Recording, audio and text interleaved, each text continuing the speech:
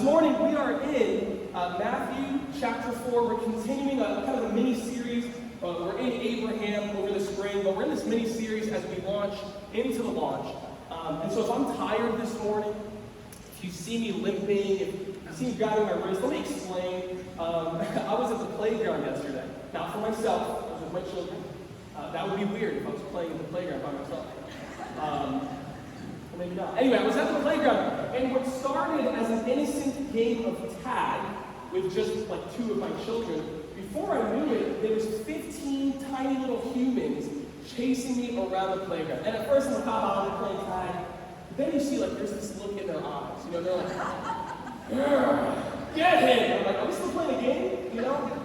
And so as much as I'd like to think I can run around the playground forever, they eventually wore me down, and I'm like just kind of limping through the playground, and eventually I'm like, all right, if I just stop, they'll tag me and it's game over. That's where I made my mistake. So I stop, and I go, all right, you can tag me, and 15 children literally at the playground run into me full speed, tackle me to the ground, their dog piled on top of me, and I'm like, I don't even know these children. This is very uncomfortable. And so I'm like, all right, stop, parents! And I get them off, and I stand up, and I'm like, what's going on? And I turn around, and there's like this girl who's biting my shirt. She's like, I told my wife, she's like, are we supposed to file an incident report? This is very, very strange. So the parents were informed. But I say all of that because it took me back to the day. You know what I'm saying? It took me back to those days on the playground. And I'm sure you guys have those days. What was your favorite childhood game back in the day? Any tag champions in the house? Right? Tag champion. Musical chairs. Anybody musical chairs? Well, maybe that wasn't at the playground, but still, musical chairs is in the Hall of Fame of kids games. Like whoever came up with that game, I hope that they are still making money to this day. Alright? Like birthday parties have been won and lost on the presence of musical chairs. What else did we have? Steal the bacon? Anything? Steal the bacon? Is that? Did you guys didn't play that on the shore? I grew up in New York City. We played Steal the Bacon.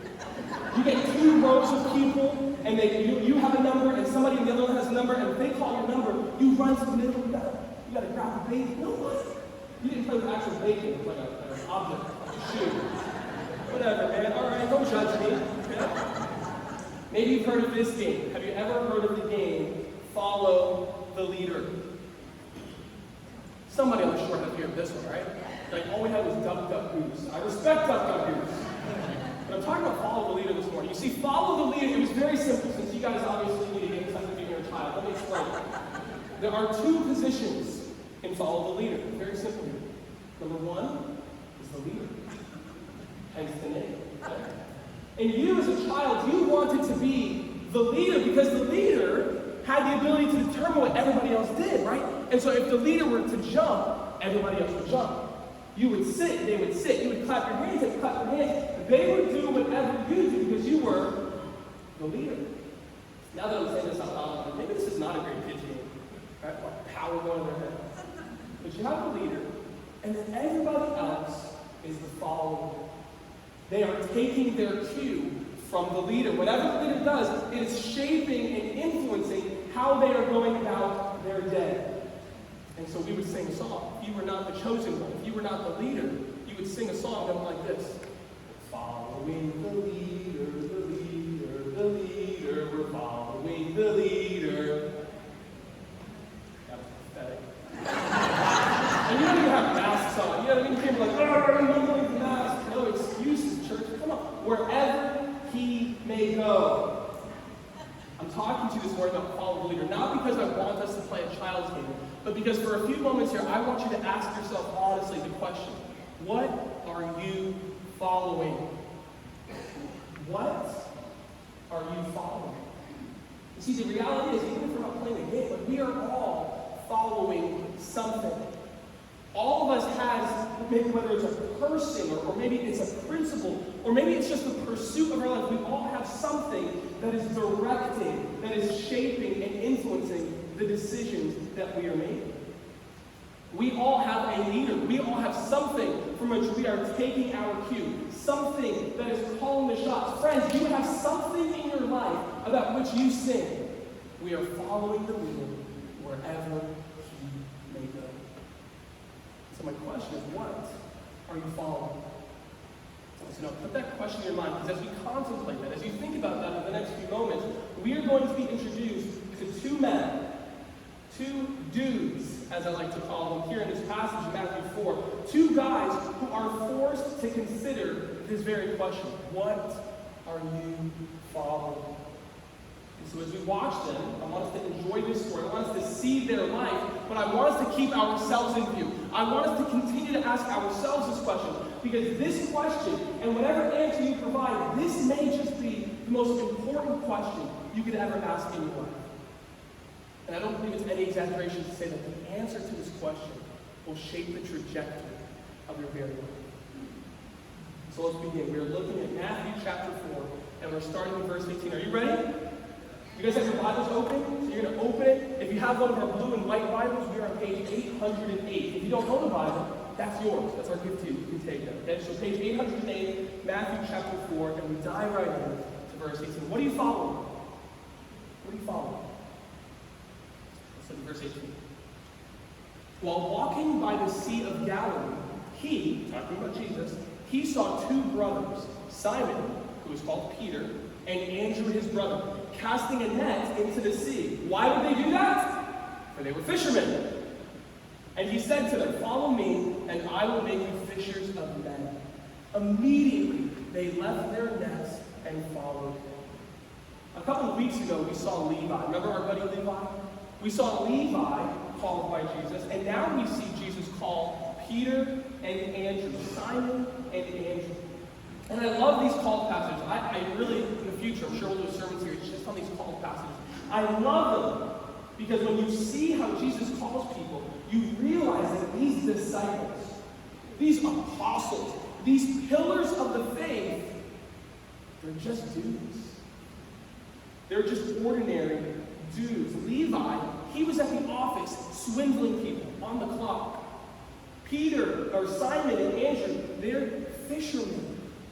These are ordinary men. But Jesus, he doesn't put anyone in a box.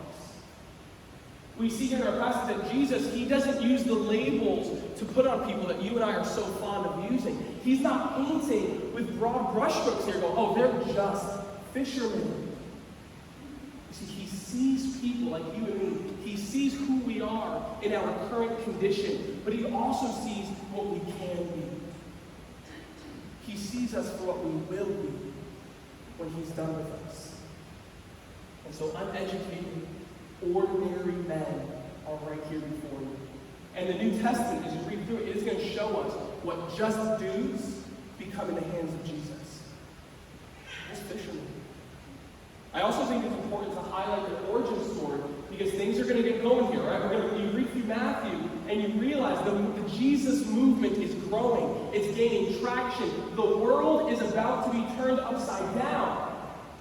But when it does, don't start to fanboy over these guys. Don't get starstruck. Don't swoon. Don't go, oh, they're so great. No, they are just dudes. Their humble origins remind us that Jesus changed the world with just dudes so that no human being might boast in the presence of God. Just dudes. And Jesus is going to change the world. And he's going to get the glory. And so these are the guys that he's choosing. These are the guys that he's calling to be his disciples.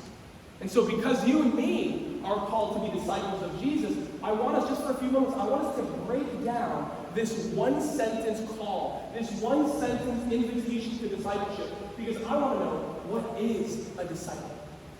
What is a disciple? What does Jesus have in mind when he's calling them to follow him? What is Jesus picturing for their lives when he gives them this invitation? How can you and me know if we are living as a disciple of Jesus? And so we have this one sentence here that we'll see. And he says this, and he said to them, "Follow me, and I will make you fishers of men." Follow me, and I will make you fishers of men. We're going to see that a disciple is three things. It is a person who follows Jesus, is changed by Jesus, and partners with Jesus. So let's look at this again, all right? He's calling these fishermen, and the first thing he says to them is this: follow me. A disciple, first and foremost, is a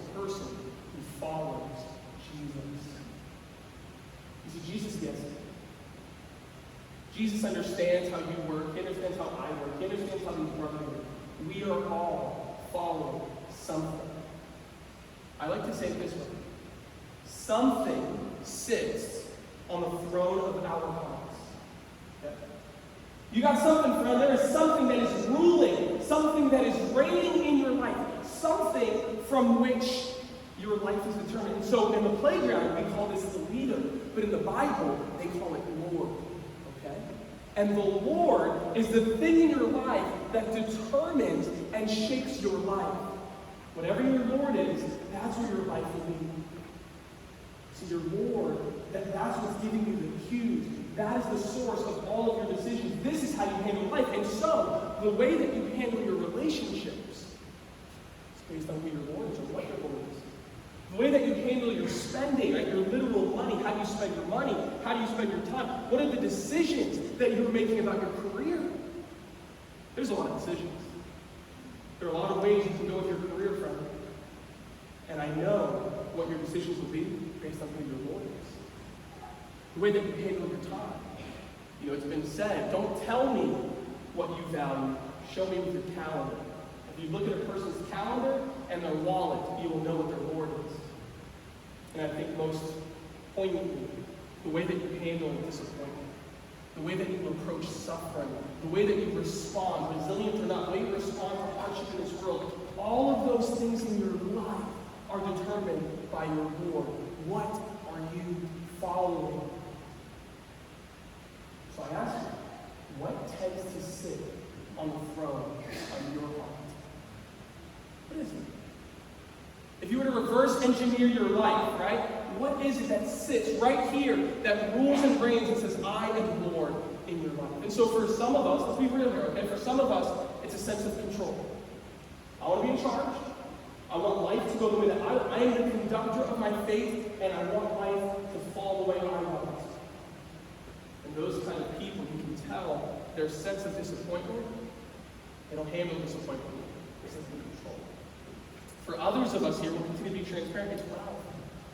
I want to pursue money. I want to accumulate wealth. And I will do whatever it takes in my spending. I will do whatever it takes with my time. I'll even handle my relationships in whatever way I need to. Because this is Lord. I am pivoting off of the desire for wealth.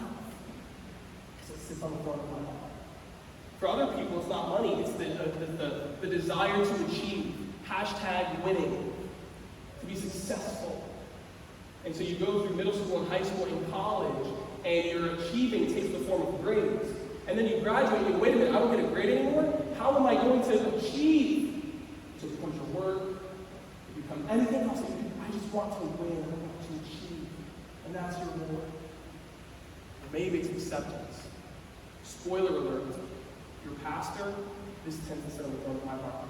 What do I need to do with my relationships? What do I need to do with my time? What do I need to do with my spending so that people will like me? Because acceptance sits on the throne of my heart. So whatever it is, friends, whether it's a person, whatever concept, whatever pursuit it is in your life, you can summarize it by saying, it's me. It's the kingdom of me. I sit on the throne of my life. And so here's where Jesus steps in. He knows that you have something on the throne of your heart. He knows that we're all following something. He knows that the two dudes in the boat, they are following something. But he comes and the first two words he says are follow me. Meaning, make me the Lord of your life. Be my disciple. Meaning, take your cue from me. And so this is an invitation to make Jesus' teachings, to make his thoughts and perspectives, to make our relationship with him the dominant reality, the overarching and guiding reality of our life that will determine every other aspect of our life. Follow me. And so to be a disciple, it means that money is no longer calling the shots. The achieving no longer calling the shots. Acceptance no longer calling the shots. As a disciple of Jesus, I ask myself, what does Jesus think about this? What does Jesus say about this? I'm his student. I am his follower. Wherever he may go. Because the disciple, first and foremost, follows Jesus. So let's pause there. What do you follow? what sits on the throne of your heart. And it's no mystery that I'm here to proclaim that I've given my life and I've moved to the shore to proclaim this to you. Follow Jesus. Follow him. So maybe you're here and you go, bro, I gotta be honest, I don't know him enough. I don't know this people group enough to say with my whole heart, I follow Jesus, no turning back. That's okay. Like, you don't have to be a Christian to be in this room. And so if you're not a follower of Jesus yet, here's what I'm saying. You're welcome here. Just kick it with us. Hang out, get to know us, and hear our message and see us live it with our lives. That Jesus will never fail you. That he alone has the words of eternal life. And let him win your heart. Follow Jesus. Maybe you're here and you are a believer. You are a follower, and you're going to say, yes, I follow Jesus, but I gotta admit, like, there are still things in my life that are trying to get back on the throne. I follow Jesus, but I have those moments where wealth tries to reign, where achievements start to rule, where acceptance from others tries to call the shots. Well, friend, I'm in the same boat. We're all pieces of humanity. And what we do as followers of Jesus, we wake up every day and we reaffirm, we look in the mirror and we say, soul, and we speak to our soul, and we say, I'm a follower of Jesus wherever he may go, because he has called me. I follow him. That's what a disciple is. A disciple is, first and foremost, a person who follows Jesus. That's number one. But there's a second one. Look what else he says. And he said to them, follow me, and I will make you. The second element, the second aspect of a disciple is that this is a person who is changed by Jesus. Remember, we're meeting these guys as fishermen. They are just dudes, all right? Don't get me wrong there. But Jesus makes it clear that this invitation, that this journey that he's bringing them on, this is going to include massive transformation. He's meeting these fishermen, but he's not going to leave them as just fishermen. So it's important to know, right? When you look at the life of a disciple, he's not inviting them to a 3-year-long lecture. Okay? This is not a seminar. This is not information download. They're not going to walk away with a manuscript and some credits and some really good readings. No, they're going to walk away. Their whole being is going to be changed. Their mind, their thoughts, their knowing, being, and doing, all of it. Radical transformation. They're going to be changed from just dudes to Jesus dudes. You look ahead, again, we're in this text, but we fast forward. You look ahead to Acts chapter 4, and these just dudes, they're in like the temple, right? And they're like standing up and they're boldly proclaiming, and they're healing people, and they're like charismatic, you know? And it says this about them in Acts chapter 4. Acts chapter 4, where are we? He says, now, when they saw the boldness of Peter and John and perceived that they were uneducated, common men, they were astonished. Dude, these are just dudes. How the heck are they doing that right now? How do they have this movement? How do they have such boldness? Oh yeah, I remember. They recognized that they had been with Jesus. Their time with Jesus as a disciple is nothing less than a life transformation. Because to be a disciple is to be changed by Jesus. We're not there yet. We're not in Acts. We're still casting our nets into the ocean, right? They're still just fishermen. And yet the author still can't even help but give us a little glimpse. He goes, Simon and Andrew. You guys know Simon. He's called Peter now. Ever heard of him? What Matthew is saying here is like, don't forget, Peter wasn't called Peter. Your boy used to be Simon, the fisherman. Anybody into nicknames like I am? Any nicknamers out there? Yeah, me neither. Anyway, moving on. No, I love nicknames. It's kind of like my thing. So I'm meeting a lot of you guys, and it'll come. Like, the nicknames will start flowing as the Spirit moves. You know, but I call people nicknames because it's just my way of going, I love you, man. Like, you're in, you know? Jesus wasn't into nicknames. Like, he doesn't show up to Simon. He's like, Simon? Nah, that's like Peter. Oh yeah. Put that on the business card. This is not a branding move. This is not a nickname. He's changing his name. Because in the Bible, when God changes a name, he's getting at something. And he's saying, when I'm through with you, your very identity will be shifted. I'm going to do a work in you, a transformation that is so radical and so holistic that the only way I can even capture the depth of this change is I got to give you a new name because you're not even the same person anymore.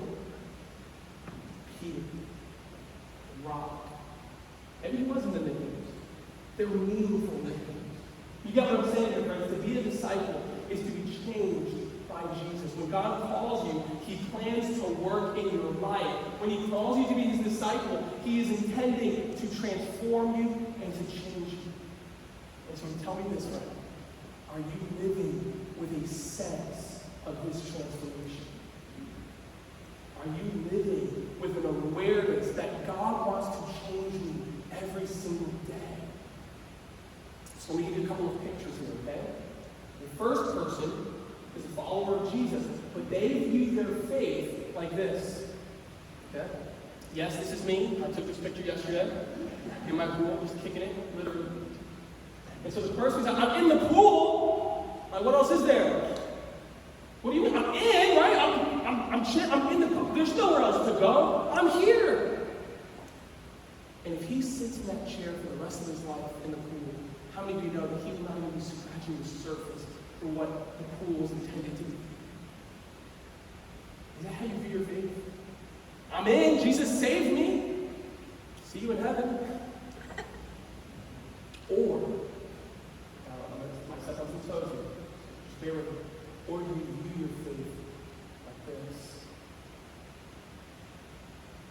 When you go in for surgery, you lay down on that table, you count to 10, you knock you out, and you do it with an awareness, when I wake up, I will not be the same.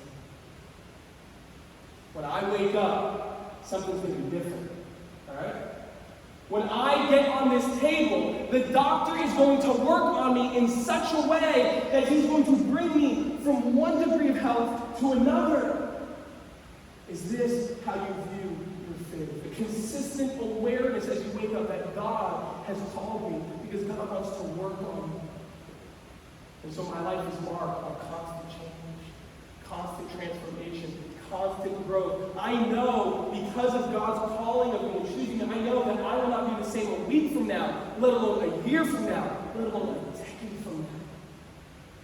Do you believe that? That's what it means to be a disciple. Not because I try hard, not because I'm like, this guy's not doing anything. You know what I mean? So every analogy lives, right? Let's not push the metaphor too far. But like, you have to understand, he got on the table. And the surgeons are doing something. Do we get on the table every day? Do we wake up in the morning and fall to our knees and go, God, change me, please? Because that's why I know that that's part and parcel of your call to be a disciple. Church, I don't want to lead a church for the next 5 years of one-year-old Christians. You can be a Christian, a one-year-old Christian for 5 years.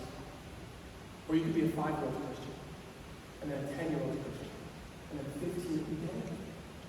We're growing in our faith. That's the call to be a disciple. Constant awareness that we are moving. There's a momentum. We are going forward because we are disciples.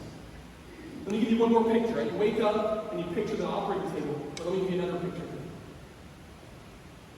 I sculpted that yesterday. You laugh? It's an offensive church. Alright, fine, I lied. I did not sculpt this yesterday, but I Googled it yesterday, okay? Same thing. And here's what strikes me about this image. I love, sculpture. Actually, just on Friday, the Museum of Natural History opened up an art museum. So I'm going to the Smithsonian this week, because that's like my jam, okay? So I'm going to go there, and I love looking at the sculpture. And I always go, how do they do that? And I love this picture because it reminds me that the sculpture was not always finished. The sculptor, he saw he saw an image, and he started to bring forth that image out of the stone. And so the sculptor, she had to see that in her mind's eye, and she had to bring this image forward one chip at a time, one degree of transformation at a time. And you and I, we look at that piece of art, and without even knowing anything about art, instinctively, you look at my picture and you go, oh, it's not done yet. Do you say the same thing every day when you look in the mirror? Oh, it's not done yet. Do you look at your brothers and sisters in the faith with a level of grace going, I get it, they're not done yet. To be a disciple is to be changed like Jesus. And just like the sculptor had an image in her mind that she's bringing forth, God has an image in his mind of what he's trying to transform you into from one degree of glory to another. You know what that image is? Do you know what the image will be when you're perfectly sanctified and sculpted? It's the perfect image of Jesus Christ. And when we see him face to face, we'll go, hey, we match! You're holy, blameless, and above reproach, and so am I, because I'm a disciple of Jesus, and he transformed me. See, when I was growing up, I kind of understood it like this. I'm a pagan, right? I'm doing my own thing. And then, boop, I get saved, and then I'm doing my own thing. And then when I get to heaven, boop, then I'll be perfected. That's actually not how it's supposed to work. Jesus takes you, and he saves you. Boop, yeah, from death to life. That is radical. He saves you. And then he intends to spend the rest of your life growing you. And Tim Keller put it this way.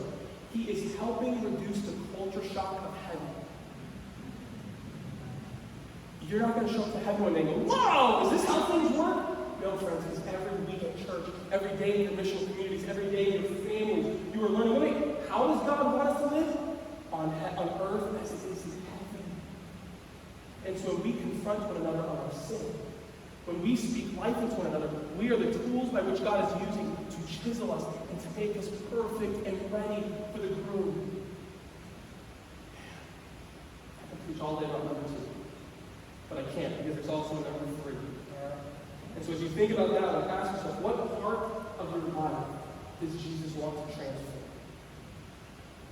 What part of your life does Jesus want to transform? Because a disciple, number 1, is a person who follows Jesus. It's a person who is changed by Jesus. And then number 3, it's a person who partners with Jesus. Look what he says to these fishermen. And he said to them, follow me, and I will make you fishers of men. You see, these fishermen, they knew how to catch fish. Brothers could fish, all right? Like, as Jesus is talking to them, they're like so busy, they're literally casting their nets in real time. So what was that again? They're casting, they know how to catch fish. And Jesus comes up to them, and he points to their nets, and he goes, oh, nice move, fishermen. Tell you what, as my disciple, I'm going to train you to be guys who do more than catching fish into your net. You will be bringing people into the kingdom. I love my metaphors, but Jesus takes the cake. With one vivid word picture, with one metaphor, he points to the nets. And in that moment, in the time it takes him to breathe that sentence, he endows them with a vivid sense of purpose, a life-changing sense of meaning. And he shows them that as his disciples, they will be contributing to something bigger than themselves. As his disciples, they will be living for something that supersedes their own little concerns. He says, I'm calling you to partner with me on a mission that has cosmic proportions of eternal significance. Friend, as my disciple, come with me because we are going to reach the world. Your boy was just trying to eat today. The boy was just trying to make $1 today. I was just casting nets because I just really wanted to get home today. And he says, I'm making you a part of something so much bigger. Being fishers of men. This is why we like sports, right? This is, at least the boy does. This is why we like sports. Does that take your breath away? Look how big that is. We love sports. Our passion for sports is evidence of our desire to be a part of an overarching story. There's something deep inside of us that wants to be a part of something bigger, something that transcends our own little personal lives. And so we're a part of this movement from the beginning of the season to the end, right? Our fandom helps us feel like we're a small part of it, so we can tell our grandkids one day, oh, you've heard of Tom Brady? I was there. We all witnessed greatness, right? And right now, some of you are making fun of Brady, but tell you what, you're not going to tell your grandkids that. Just like nobody tells their grandkids that they rooted against Michael Jordan, all right? I'm not a Brady fan, but shameless plug, okay? Anyway, our sports, our passion for sports is evidence of our desire to be a part of something bigger. And so we buy a ticket, we watch a game, we root, we have wings with our friends, and it makes us feel like, wow, I was there. Wow, I was a part of it. Wow, I contributed. Friend, when Jesus calls you to be a disciple, he is inviting you not just to be a part of a bigger story. He's inviting you to be a part of the biggest story. The unfolding, transcendent drama of heaven. The mission that is nothing less than God's desire to save humanity. The mission about which he says, I desire for all to be saved. We're talking about the mission that God so loved the world that he gave his son to save them. People need to know about this, friends, and you get to be a part of it. And here's what's amazing.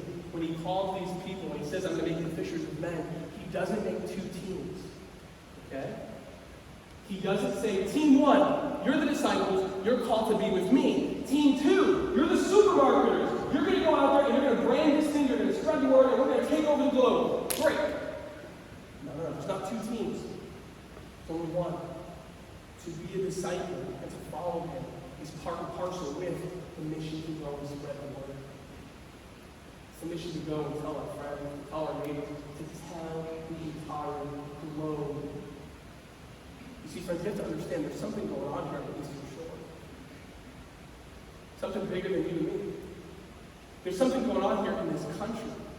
And you're not going to hear about it on the news. There's actually something going on the globe, and it's bigger than COVID-19. It's God's grand plan, his master plan to see the world. And you and I get to be a part of it. The invitation to know and follow Jesus will come from those of us who already follow him ourselves. It's not two separate teams. To be a disciple is to partner with Jesus. So a disciple follows Jesus, is changed, transformed by Jesus, and partners with Jesus. And so I'm going to tell you this. Before you leave here, before you go and say, my pastor told me 3 things to do to become a disciple. Stop. That's not what I said. I know you have your list, I know you like to take notes, but it's very easy to take a message like this and say, if I do these 3 things, then I get to be a disciple. That's not what I'm saying. And if you think that, you missed a very important part of this passage. Look what it says here. Again, we kind of skimmed over this, so if you didn't notice it, I won't hold it against you. There's no more excuses. You need to see this. The 2 or 4 most important words in the whole passage, okay? Speaking of Jesus, he saw, he said. What these fishermen are doing to become a disciple was not their initiative, it was their response. Jesus acted first. Jesus moved toward them. Friends, think about the incarnation, why we celebrate Christmas. The author of DNA came to earth and wrapped himself in DNA. He moved near to us. He initiated and he calls people to respond. He offers them grace and mercy. He goes to the cross. He dies in their place so that they can have a place in the family of God. Jesus is the initiator. He washes away our sins. He removes the block that stood between me and the Father. He cleared the way for us to be disciples. And so this is not a story about 2 dudes who made something happen. They didn't earn it. They simply responded. Jesus says, here's what I want to make you. And it says, immediately they left their nets and followed him. Friends, Sam Casey's here talking to you, okay? Not Pastor, just Sam, okay? I'm not a Christian. I'm not a follower of Jesus because I stood up one day and said, I gotta get my act together. I should probably pull myself up on my bootstraps. I should probably do that whole God thing. That's not why I'm a believer. That's not why I'm a follower of Jesus. I'm a follower of Jesus. I'll tell you my story in depth one day because he saw me and he said to me. And all I had to do was respond. And I said, yes. And he is transforming into a person who is following Jesus, who is regularly changed by Jesus, and who has the privilege and the joy of partnering with him on his mission. And so I'm not calling you today, friend, to leave here and to go make something happen. I'm here to tell you that Jesus sees you. You're here for a reason. That Jesus is calling and speaking to you, and he's asking you to respond to his invitation. Believe in him. Trust in him. Follow him. He will never let you down. Become a disciple. Become a disciple. And so the band comes up. I want to leave you with a couple of questions here. Let's go back and look at these 3 parts. Right? Number 1, a disciple follows Jesus. What are you following? It's my question for you. And as I go through each of these 3, I'm going to ask you to pick a number. I don't want to know it, but you pick a number and you say, which one of these numbers is God most resonating in my heart? Which one of these do I really need to respond to? So maybe you're here and you say, I need to follow Jesus. What's calling the shots in your life. Make it Jesus. Maybe you're already a follower of Jesus. Have you gone public with baptism? What are you waiting for? Let's do it. Maybe that's your response. Become a follower and get baptized. Number two, maybe you're feeling the number two here is changed by Jesus. What in your life is Jesus putting his finger on saying, I want that?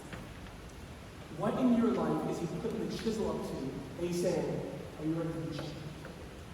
Respond, obey, talk to someone, and let him transform you 1 degree at a time. Or maybe it's number three. Maybe you really are here and you're saying, man, I've been a follower of Jesus and I haven't even been concerned in the slightest for making more followers of Jesus. He has called you to partner with him on his mission. He's put people in your life. He's put you in the very neighborhood that you're in. He put you in that cubicle at work. He gave you that job because he's sending you forward to partner with him. So I'm going to pray for you, and then Jordan will lead us in this one. Lord, what a passage, Father. Lord, we thank you that we see the story of these two guys, because in their story, we see our story. Father, in their call, we better understand our call. You want us to be disciples who follow you, who are changed by you, who partner with you. So, Lord, would you change us? Give each person here the courage to respond to your Spirit. Give them the understanding, Lord, to be a disciple of Jesus. And Lord, I pray boldly here, Lord, that you would fill, that you would saturate the shore with the good news of the gospel, Lord, that there would be an abundant harvest, Lord, that there would be an exponential explosion of disciples. I pray for people in our community who are maybe de-churched, people who maybe grew up in church and they're like, that's not for me. People who maybe never even heard the gospel in just regular words that they can understand. I just pray, Lord, save them. But wait, Lord, not just you go and save them. You've called us to partner with you, so send us. Save them and send us, Lord, so that we can grow to look more and more like Jesus. We love you, Lord, and we give you our response. In Jesus' name, amen. Amen. Well, as Sam said, we both firmly believe up here that when you hear a message like that, what the Lord wants from us is a response. Right? We owe that honor and that glory to Him to respond fervently to the words that He has spoken to our hearts. So we want to do that in two ways today. Okay? We want to respond first by laying down of ourselves. We want to lay down of ourselves through our tithes and offerings so that His ministry can continue to go out and speak into the hearts of people. Secondly, I want to invite you guys to stand, and I want us to respond in worship. We'll worship Him through song. And I know some of you out there, you might be like, well, I just attend this part of the gathering. I can't sing. But you know what? But I'm obedient. And the Lord asked me to get down on my knees and cry out with all my heart and sing to Him. So I want to invite you right now, in song, to just lay your heart down to Him and show us that He is the King of our hearts and on our thrones.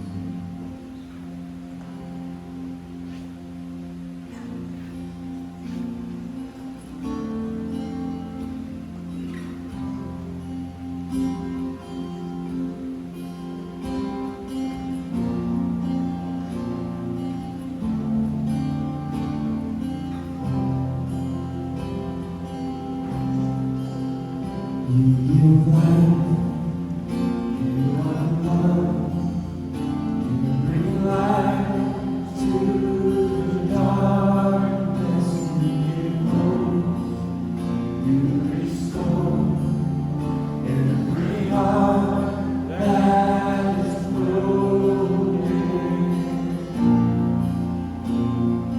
Great are you, Lord.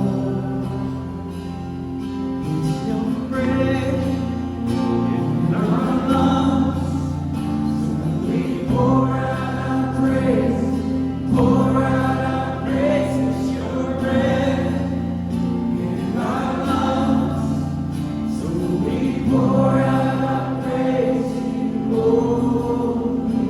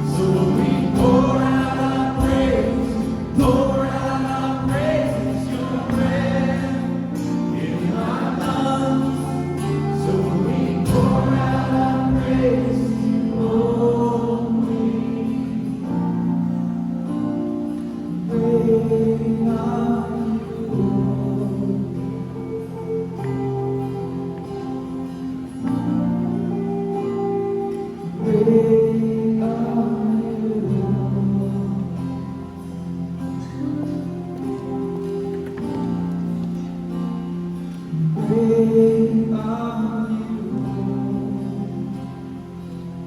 want to bless you and send you to go forward this week with the pastors that are going to be preaching next week. All right, so here's how I'm going to send you out. And Jesus came and said to them, all authority in heaven and on earth has been given to me. Go therefore, make disciples of all nations, baptizing them in the name of the Father and of the Son and of the Holy Spirit, teaching them to observe all that I have commanded you. And behold, I am with you always to the end of the age. Love you, church. Be blessed as you go. He's with us. We'll see you next week.